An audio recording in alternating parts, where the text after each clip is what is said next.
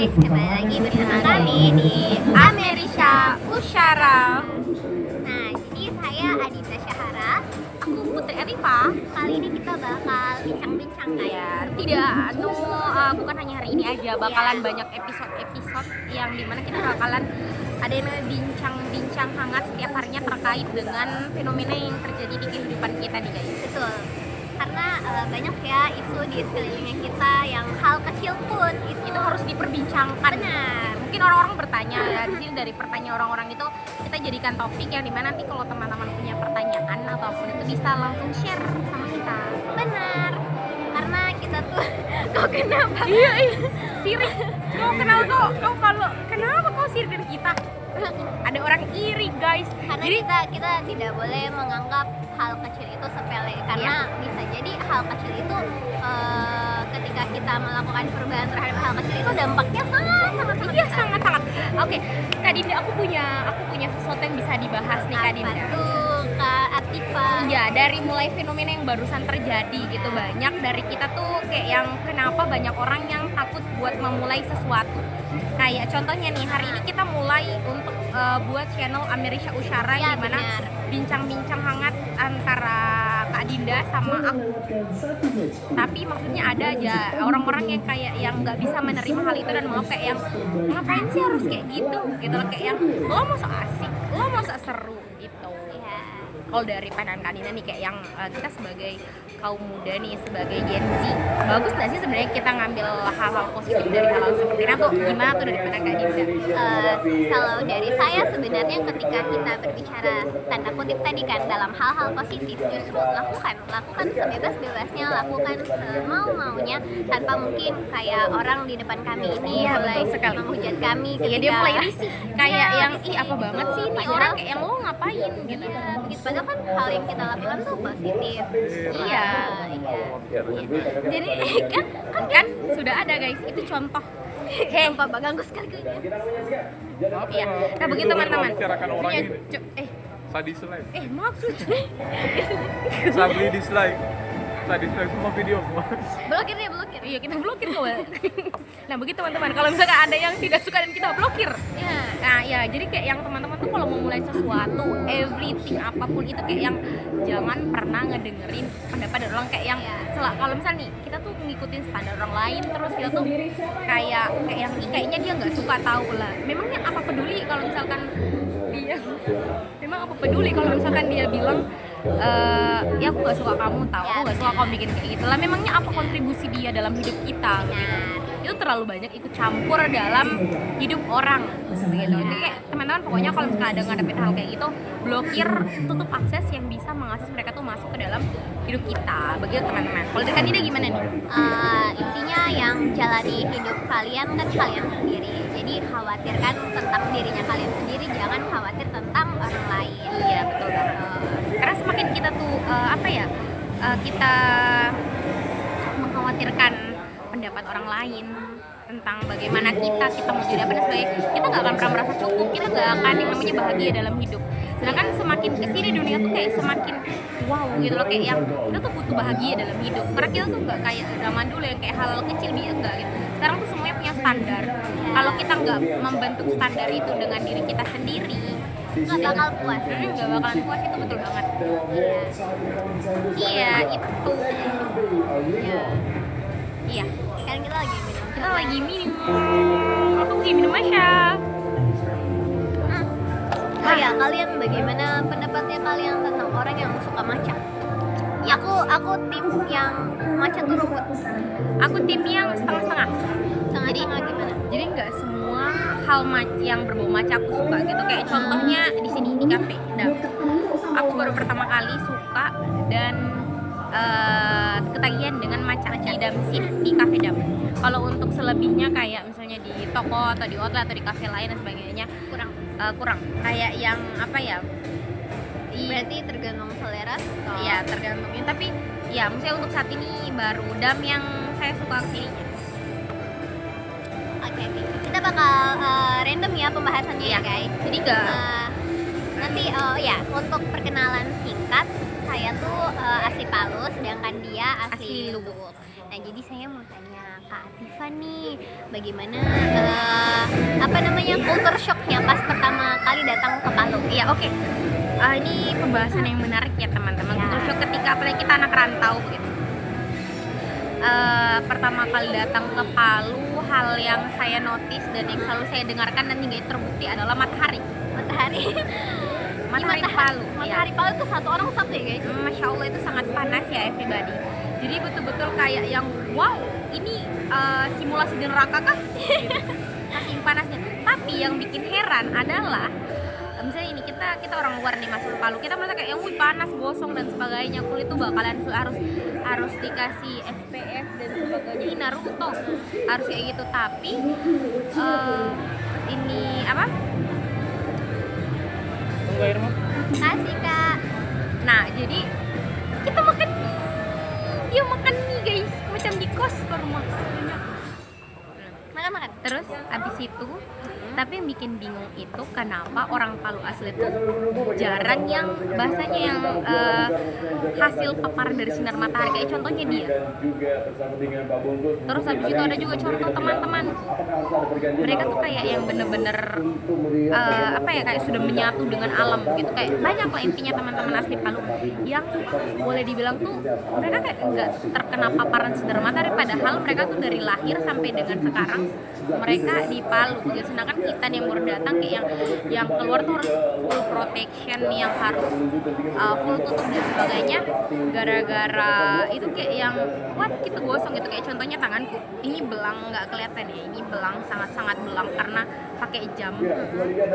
Kalau menurutku kenapa kebal sama matahari Palu, karena kita tuh dilahirkan langsung diadaptasikan dengan lingkungannya kita.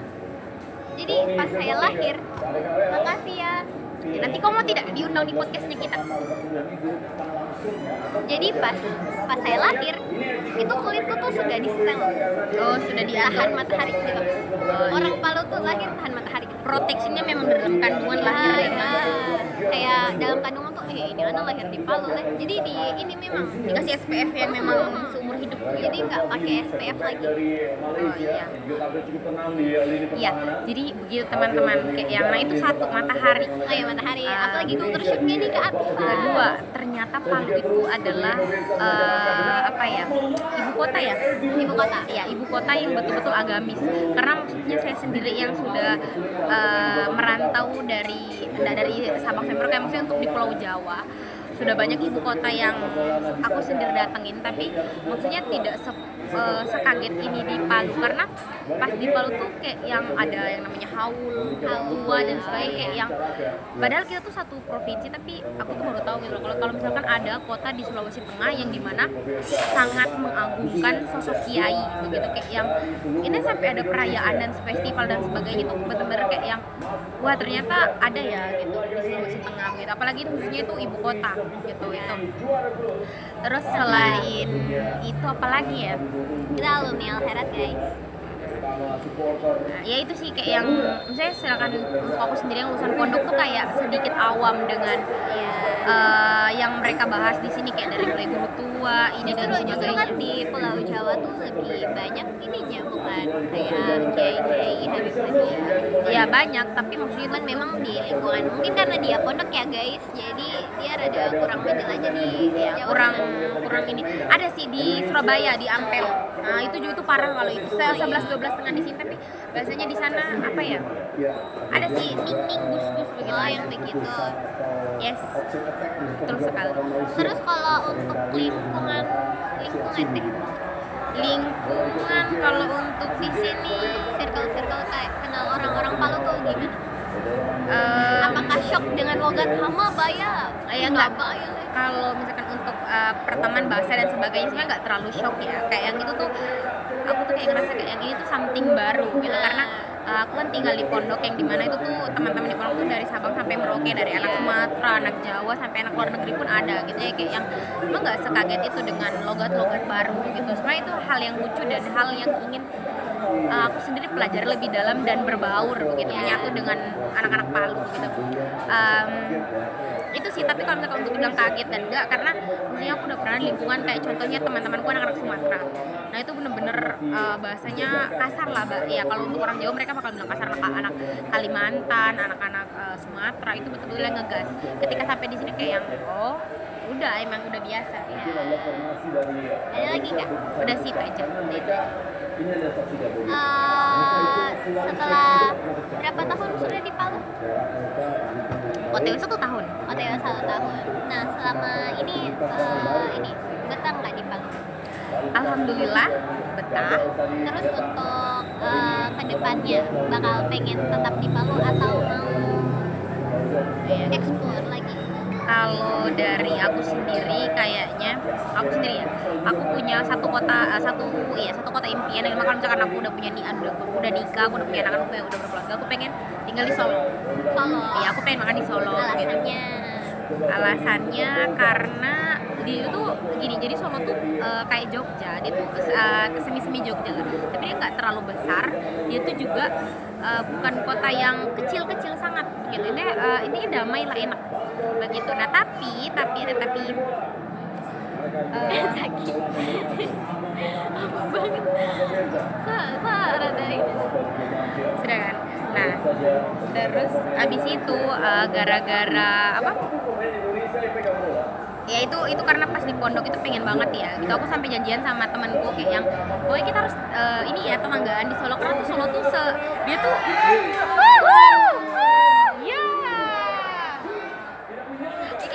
iklan ya. Nah terus habis itu karena hal itu akhirnya ketika udah balik ke Sulawesi nih, karena waktu itu memang ada insiden, ada sakit, aku harus memutuskan perjalananku, aku harus kembali ke Sulawesi, kembali ke Lubuk dan berakhir di Palu.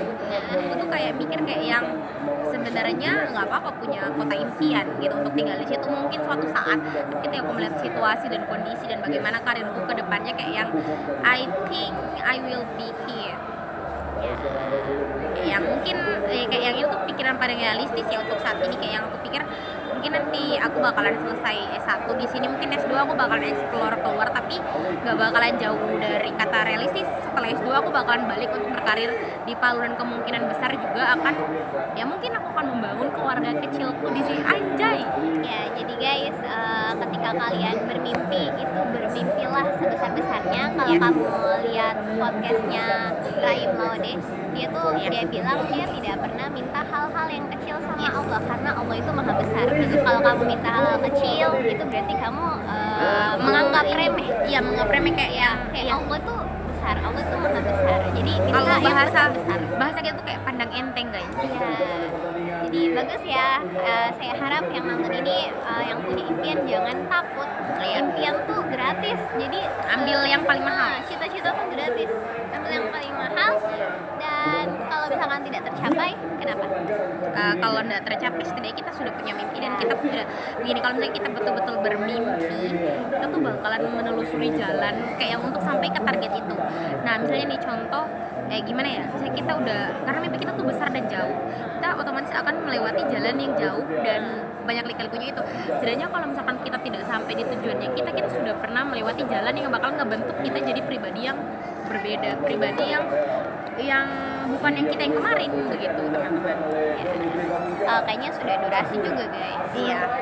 Mungkin kita bakal upload video ini dan video yang akan datang. Bakalan banyak pembahasan baru, pembahasan random dari Adinda dan Putri Atifa. Yes. Jadi sekian dari kami di channel apa?